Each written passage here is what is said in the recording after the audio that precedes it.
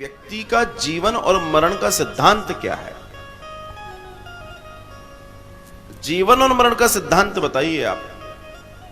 भगवान कपिल देव बड़ी प्रसन्न मुद्रा में बैठते हैं और कहते हैं कि मां, व्यक्ति की जब मृत्यु होती है तो उसकी दो गति होती है। मां, व्यक्ति की जब मृत्यु होती है तब उसकी दो गति होती हैं।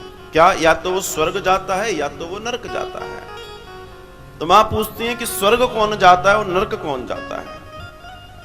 तो कपिलदेव भगवान माता देवहूति से कहते हैं कि जिन्होंने अच्छे कर्म करे हैं, पुण्य कर्म करे हैं, और जिनके बच्चों ने उनके श्राद्ध कर्म, उनके तर्पण विधिवत तरीके से करते हैं और करते रहे हैं, उनको स्वर्ग की प्राप्ति जरूर होती है। और जो लोग पाप कर्म करते हैं और जिनके श्राद्ध कर्म, तेरवी और श्राद्ध के तर्पण, पिंडदान आदि ठीक से नहीं होते, उनको नरक मिलता है। अगर कोई व्यक्ति ने कुछ पाप भी करे हो तो उनके बच्चे उनके श्राद्ध कर्म और तर्पण के द्वारा उनके पापों को सोख लेते हैं, खींच लेते हैं, भस्म कर देते हैं और अपने माता पिता को स्वर्ग की सीढ़ी चढ़ा देते हैं।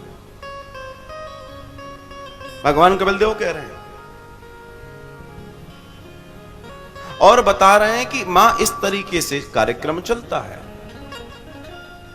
और जब इसमें जब व्यक्ति पाप कर्म करता है तो उसको नरक भोगना पड़ता है और हजारों हजारों गुना यहां पर दंड मिलते हैं। लेकिन मां, उसके बावजूद भी अगर कोई व्यक्ति अपने जीवन में गौदान करता है, अगर कोई अपने जीवन में जीते जी गौदान करता है तो उसको पाप कर्म करने के बावजूद भी वैतरणी नदी, जो बहुत खतरनाक है, उसमें से पार कराने के लिए गौ माता साथ देती है। मां कहती है, ये कैसे? बोला, जब आप जीते जी अपने साथ में सामने गौ माता का दान करते हैं। बोला, कैसे होता है? बोला, गौ माता का दान, एक स्वस्थ गौ माता होनी चाहिए, दिखने में सुंदर होनी चाहिए, उसका छोटा बच्चा होना चाहिए, वो दुधारू होना चाहिए, वो देसी नस्ल की गाय होनी चाहिए, और ऐसी गाय का दान उत्तम माना गया है,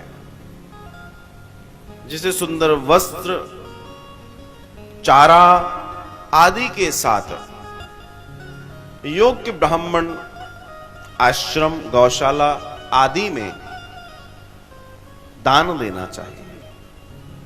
और यह जीवन में हर व्यक्ति को करना चाहिए, हर व्यक्ति को। मां से जब भगवान इतना कह रहे हैं तो फिर ये भी चर्चा, अब कई बार ये भी होता है, गौदान करना है, कब करें?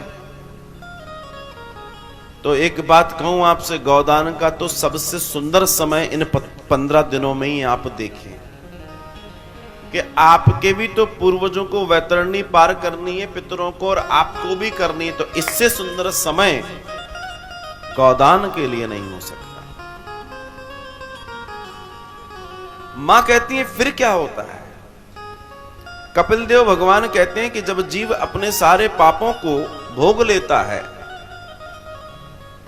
तो नारायण उसको वापस पृथ्वी पर फेंक देते हैं।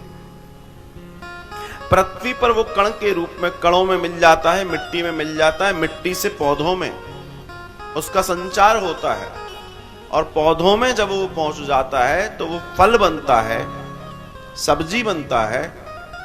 फल और सब्जी में वो प्रवेश करता, उस फल और सब्जी को जब मनुष्य खाता है, जीव खाता है, कोई भी जीव खाता है, तो वो उसमें प्रवेश करता है। और उसमें प्रवेश करने पे वो दो लोगों में प्रवेश करता है, या तो कोई नर होगा या तो कोई नारी होगी। जब वो नर में प्रवेश करता है तो उसका स्वरूप बदलता है, जब नारी में प्रवेश करता है तो रूप बदलता है। और जब इन नर और नारी का विवाह संस्कार होता है तो पुत्र या पुत्री के रूप में वो फिर जन्म लेकर बाहर आ जाता है गर्भ से।